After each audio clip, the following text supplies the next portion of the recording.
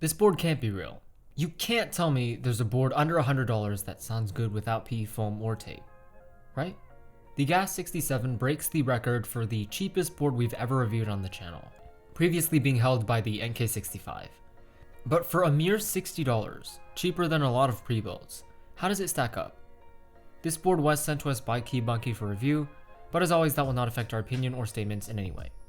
Before we get into it, this video is brought to you by Govee. Govee makes unique and beautiful lights that can bring your setup to the next level. Personally, I really love their RGB IC products. Here we have the Hexa light panels. With the Hexa light panels, you can visualize your songs, spice up your boring walls, and really bring your setup to the next level. The pattern you put them in is up to you. Following the app, just insert the cables into the indicated position, attach the panel to the wall, preferably using the included guiding tool, and connect the next piece. Additionally, Govee has their own easy-to-use smart app to control all of the unique lighting effects. You can group your lights together in rooms and create scenes. The Light Studio has tons of great preset lighting effects to choose from, and DIY videos for inspiration on creating your own configurations. These lights are such a great addition to any setup, whether you want it to be more minimal and toned down or flashy. Check the link in the description for more information. First, some stuff that isn't included with the base board. We have a lavender colored aviator cable, and a retro game system artisan with a removable cartridge. Onto the stuff that is included. First is a very pleasant surprise, stabilizers. These are screw-in PCB mounts. While the price tag doesn't have me holding onto any expectations, if stabs are included, they better be decent. There is a non-aviator coiled cable included with the board. It's a slightly different shade than the aviator. Next is this bag with the board itself, which is this pretty pale lavender color. We have some gaskets and build components, and I'm not exactly sure what these are, but we'll find out in a second. Some manuals, and inside the board is the polycarbonate plate silicone, and some sort of PE foam sheet. Under here is our PCB, and a switch and keycap holder. The GAS67 is a polycarbonate compact 65%. While it is hot swap and does have a daughter board, meaning you can have your Flexi Flex, unfortunately it is north facing, meaning that you need to use long pole switches or something other than cherry profile. And being a pre-built, you also need that flashy RGB underglow. Unfortunately, we don't have any layout options or extra plate options, which honestly probably isn't a huge bummer to that many people. For mounting, we've got our tried and true pour-on gaskets. And finally, it comes in a black, lavender, my favorite, and a green, which is mysteriously $3 above the other two colors prices, which both sit at a modest $60. First, let's do our stabs. We're going to test out the included stabs today. I'm going to lube these with 205 grid 0 and the wires with XHT BTZ.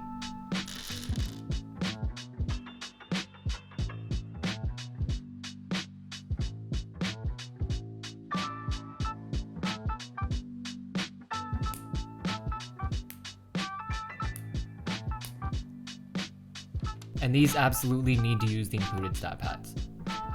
That was a horrible application, ignore that. And look at that, I'm so fast. We'll use the optional plate silicone, set our polycarbonate plate, and start installing mint chocolate chips. These are long pole tactiles lubed with 3203.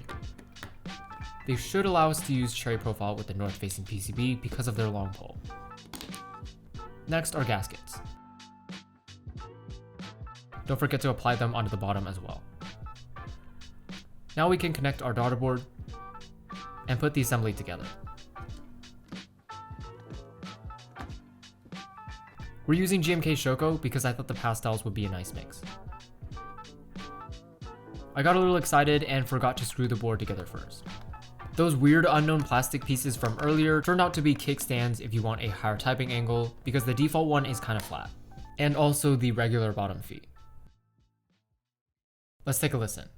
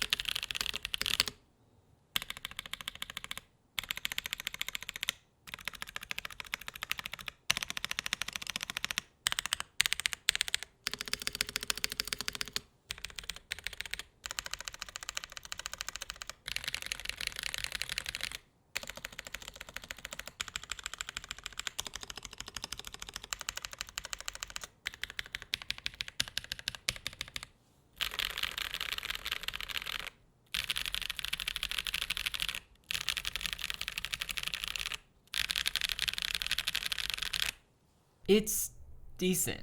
Even more impressive when you consider this is a plastic case with no case foam and there's almost no hollowness. But if you have sharp ears, you'll be able to hear a big issue. There's still interference on row 3, so these switches are not usable for this board.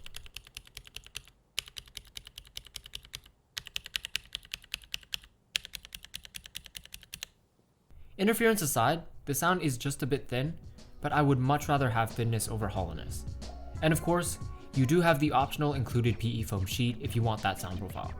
I'm pretty impressed by the stock stabs. These weren't even balanced and they still sound alright. There is some ticking, but I'm sure balancing will be able to fix it. There is a very small amount of bounce because of the gasket compression, but there's not really any flex beyond this since the case is not very roomy. Besides that, the feel is akin to that of a low-level custom keyboard.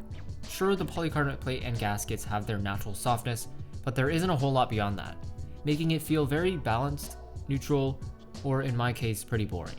If you have functioning eyeballs, I don't need to reiterate that the board is transparent, polycarbonate to be specific. There's a slight raised lip near the keycaps on the top case that goes all the way around.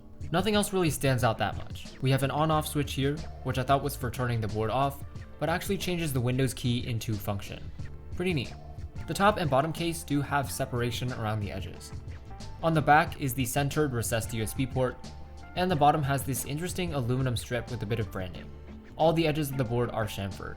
I'd be careful when applying gaskets because, as you can see, all your slight mistakes will be permanently visible from the outside. I was a little taken aback by the pre-built style kickstands. They're completely unnecessary, but whatever. I really just wish that design effort could be put into making the PCB south-facing instead. The last and scariest area, which is the main one that usually justifies cheap keyboards being cheap, is the material quality. It's good. It's good. There's a tiny bit of streaking here and there, but not in noticeable areas or anything, which honestly disappoints me more knowing that there's realistically only one flaw to this board. So to answer the initial question, it holds up really well, but this one fatal flaw keeps this board from being an instant recommendation to beginners.